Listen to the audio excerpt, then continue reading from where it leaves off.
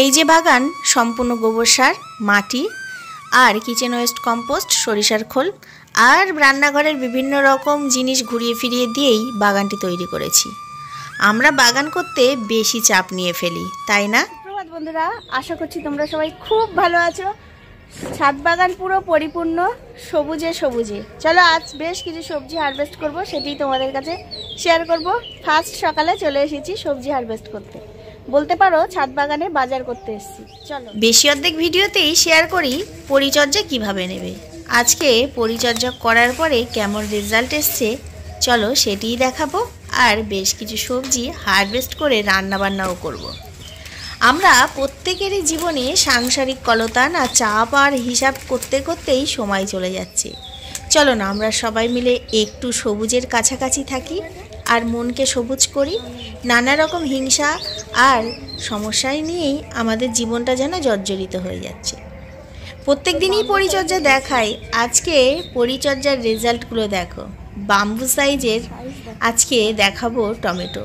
হ্যাঁ, পরিচর্যা এখানে কম বেশি করেছি, বলবো না যে একেবারেই করিনি, কিন্তু পয়সা কিন্তু খুব কমই খরচ হয়েছে। আমরা অনেকেই আছি পয়সা খরচের ভয়তে কিছু করতে পারি না, বা বাড়ির কাছাকাছি খুব বেশি সারের দোকান নেই, এও একটি সমস্যা।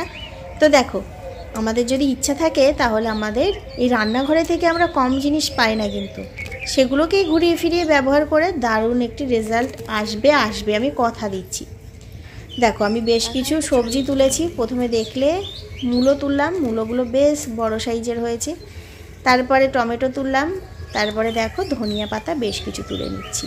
এই ধনিয়া পাতাগুলো মাত্র 20 দিন আগে আমি বীজগুলোকে ছড়িয়েছিলাম, এখন এত সুন্দর হয়েছে, মাঝে মধ্যেই হারভেস্ট করি। এছাড়াও জানো, রান্না করতে করতে চলে আসি ছুটে করে যে একটা জিনিস লাগবে, তখন আর ক্যামেরা করা হয় না, ক্যামেরা করা ঝুটঝাট হয়ে যায়, কারণ যেহেতু রান্না করছি একটি চাপ থাকেই। তো আজকে দেখালাম কি কি সবজি তুলছি। আর পরিচর্যা তোমরা যদি করতে চাও তাহলে বলবো একটু বড় ভিডিওগুলো ফলো করো, তাহলে তুমিও ছাদ বাগান গড়ে তুলবে। আমার কিন্তু ছাদ বাগান গড়ে তোলা শুরুটা কিন্তু খুব সহজ ছিল না, আমারও নানা রকম সমস্যার সম্মুখীন হতে হয়েছে।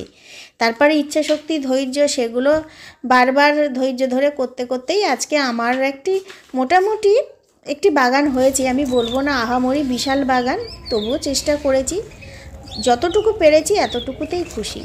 আস্তে আস্তে আরও হবে। যারা বাগান শুরু করবো ভাবছো বা করেছো বা করার চেষ্টা করছো, করে দাও, আস্তে আস্তে দেখবে তোমার বাগানও পরিপূর্ণ হয়ে যাবে।